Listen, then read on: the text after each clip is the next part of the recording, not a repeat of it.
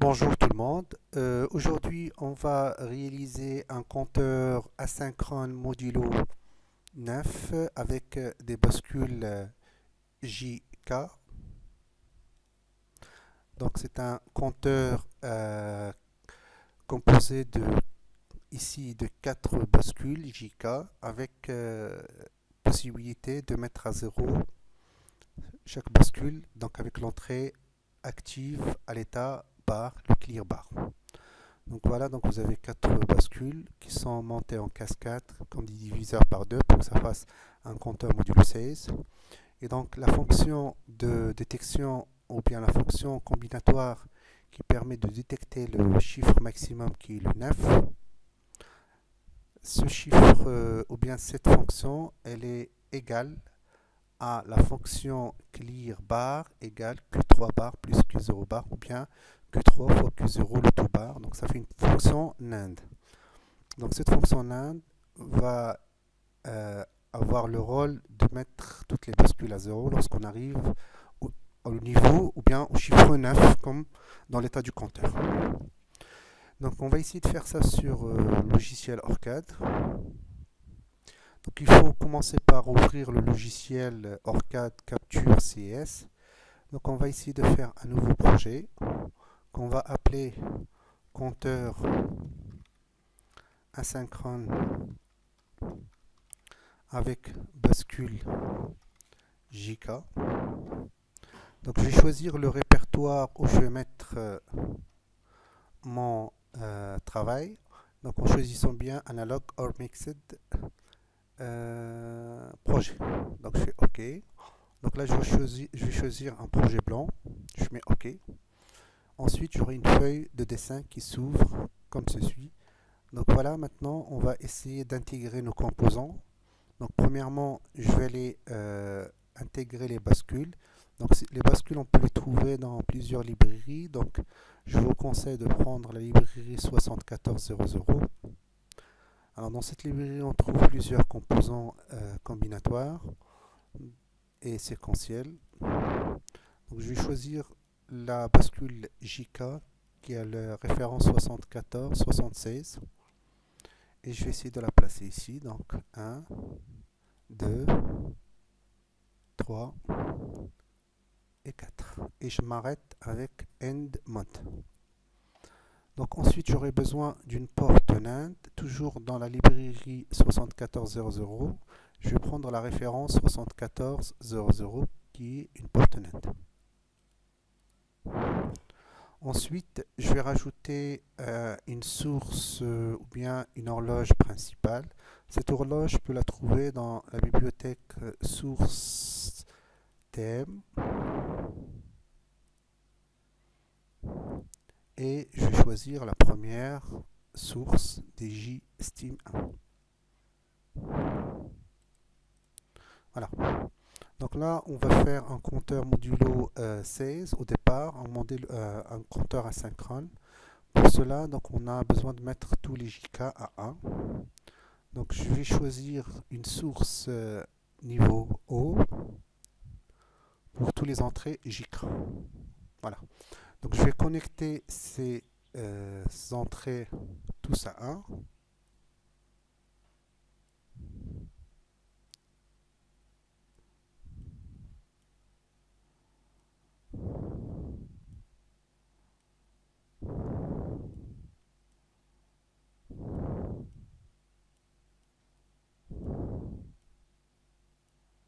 Faites attention à ne pas à bien mettre les fils.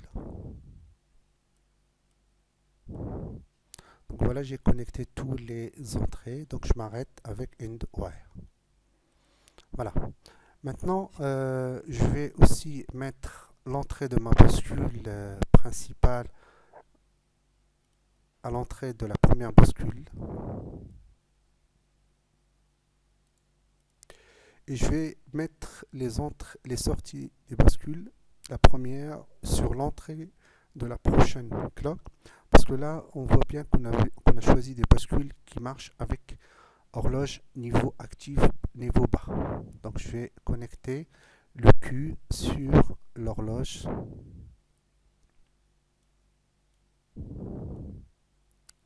La même chose pour les autres.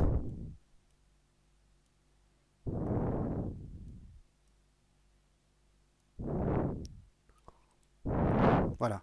Donc j'ai terminé par le compteur modulo 16. Maintenant, je vais essayer de réaliser la fonction de détection du maximum. Donc là, j'aurai le Q0 et là, j'aurai le Q3 bar. Donc je vais mettre le Q3 bar ici.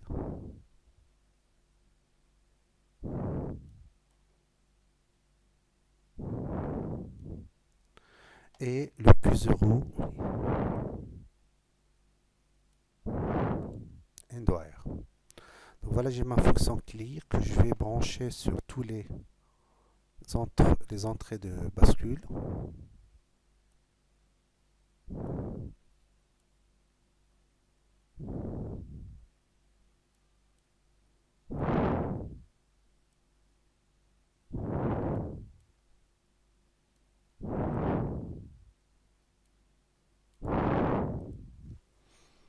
Donc jusqu'à maintenant, on a fait le compteur modulo 16 avec détection de 9 pour faire initialiser tout à 0. Alors, je vous conseille de mettre, de noter ou bien de numéroter les sorties des bascules. Alors pour donner une alias, alors je vous conseille d'aller ici, N1, et on va dire, voilà, là c'est la sortie Q0. Donc ça va être Q0 là, ensuite automatiquement ça va faire Q1, Q2 et Q3. Voilà. Ensuite, je vous conseille de faire un bus.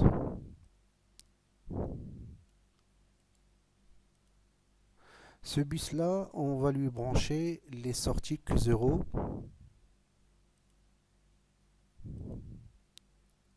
Q1, Q2 et Q3.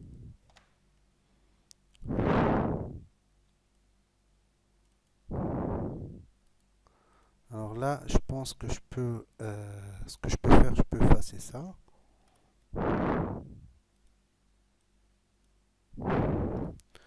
Je vais recommencer.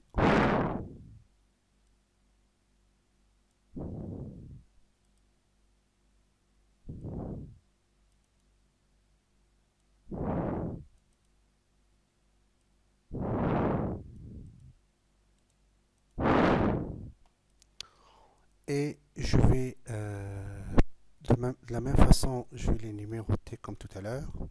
Q0, voilà, Q0, Q1, Q2 et Q3.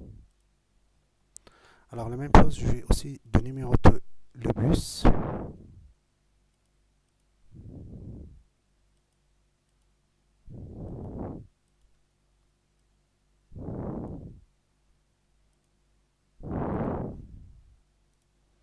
Je vais lui donner, on va l'appeler Q 23 2.0.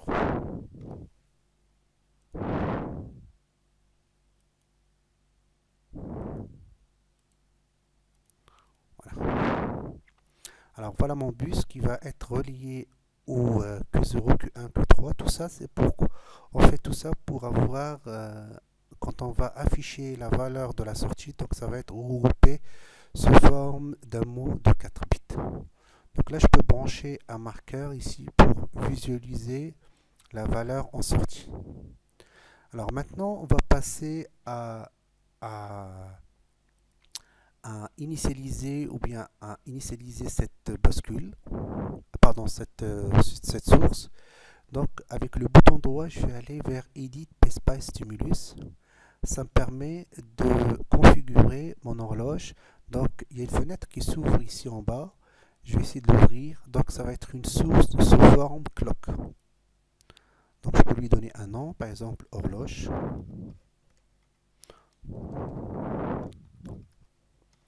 Et je vais ensuite déterminer ou bien donner la fréquence de cette horloge. Donc je vais marquer 1 Hertz, donc c'est une horloge d'une période d'une seconde.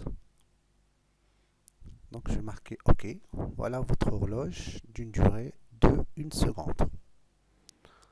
Voilà. Alors maintenant, on a terminé avec le circuit ou bien le logigramme d'un compteur modulo 9 asynchrone. Maintenant, on va commencer la simulation, mais avant, on va définir le profil de la simulation. Donc, on va marquer ici test comme nom. Et j'ai une fenêtre qui s'ouvre pour donner le type d'analyse qu'on va faire. Donc, puisqu'on va travailler avec une analyse qui est temporelle, donc là, je peux choisir time domain transitoire. Et je vais dire, voilà combien j'aurai besoin de durée de simulation.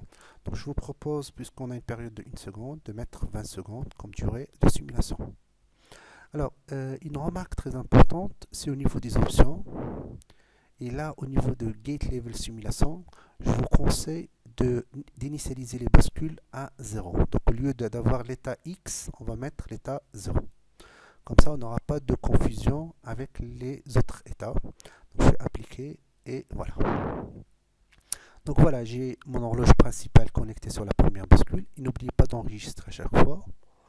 Donc, les autres bascules, ou bien leur horloge, elle est en fonction d'une fonction combinatoire des autres sorties de votre bascule. Donc là, on a un compteur modulo 16 asynchrone, mais qu'on lui force d'arrêter au chiffre 9, codé sur cette fonction Q3 bar, Q3 fois Q0, le tout bar.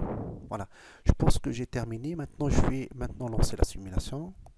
Donc la simulation, on va la lancer ici. Donc on fait un run.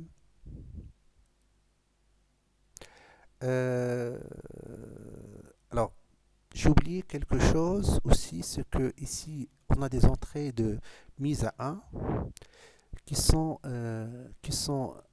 ouverts. Donc, je vous conseille tous aussi de les mettre à 1, comme ça, ils ne seront pas actifs.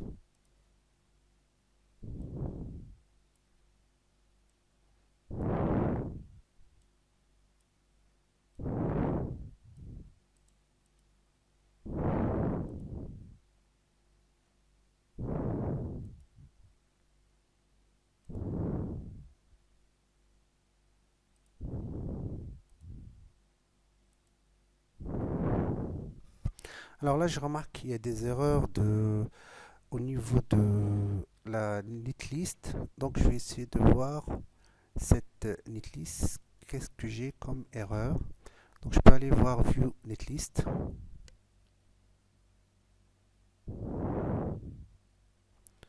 Ou bien, le mieux, c'est d'aller voir Output File.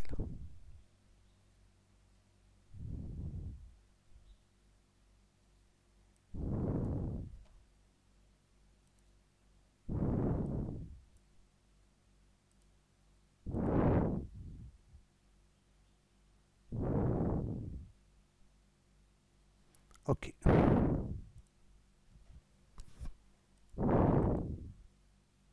Donc là, peut-être j'ai oublié d'enregistrer au niveau de l'horloge pour que ça soit adapté à mon schéma. Donc je reviens à mon schéma et je lance la simulation. Donc là, c'était l'erreur à ce niveau-là parce que j'ai pas fait la mise à jour ou j'ai pas sauvegardé mon horloge que j'ai déclaré tout à l'heure.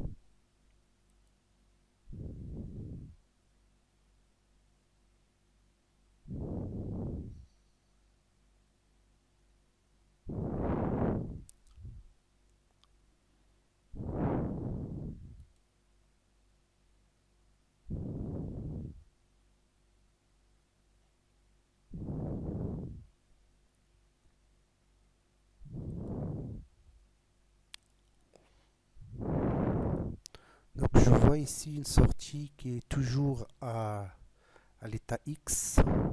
Donc je vais essayer de rajouter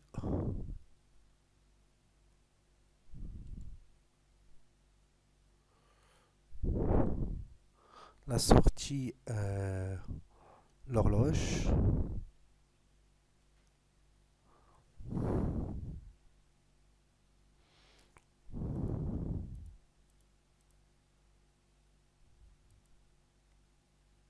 Donc je vois qu'il y a un état X qui apparaît.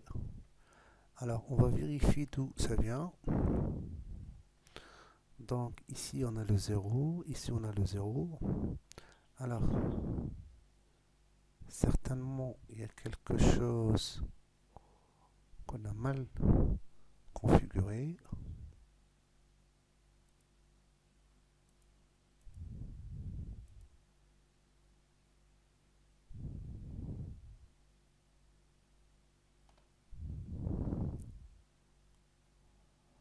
Donc l'horloge, elle est bien.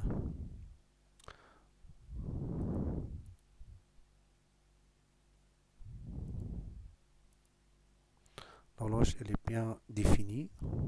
Alors je vois que le Q2 et le Q3. Donc le Q3 qui pose un peu problème.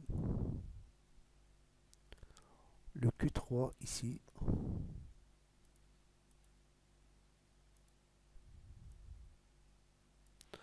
Voilà, donc il y a un problème à ce niveau-là.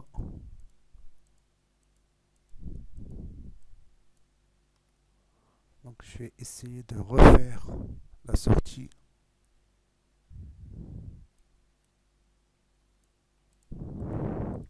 Et je vais recommencer la simulation.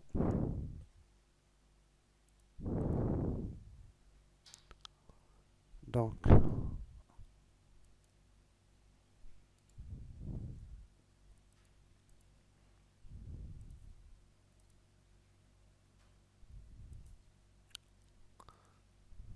le Q3 n'est pas là. Alors, tout à l'heure, j'ai oublié de... donc là, parce que j'ai effacé le Q3, donc je vais le remettre à sa place. Voilà. Donc, je relance. Et je vais rajouter aussi l'horloge.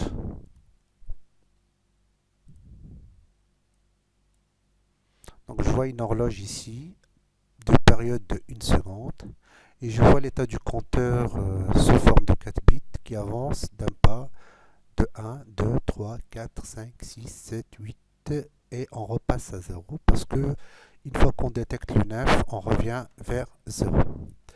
Donc voilà, j'ai terminé aujourd'hui avec la réalisation d'un compteur asynchrone modulo 9 avec visualisation sur ORCAD PSpace. Et je vous conseille de réaliser d'autres compteurs synchrones ou des compteurs ou des décompteurs d'événements, donc avec n'importe quelle génération de séquence. Merci beaucoup et bonne continuation.